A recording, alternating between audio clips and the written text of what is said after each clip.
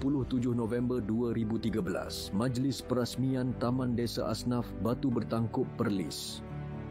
Pada hari ini dalam tahun 2013, Majlis Perasmian Taman Desa Asnaf Batu Bertangkup disempurnakan oleh Duli Yang Maha Mulia Tuanku Said Sirajuddin Ibni Almarhum, Tuanku Said Putra Jamalul Lail, Raja Negeri Perlis di Kangar Perlis.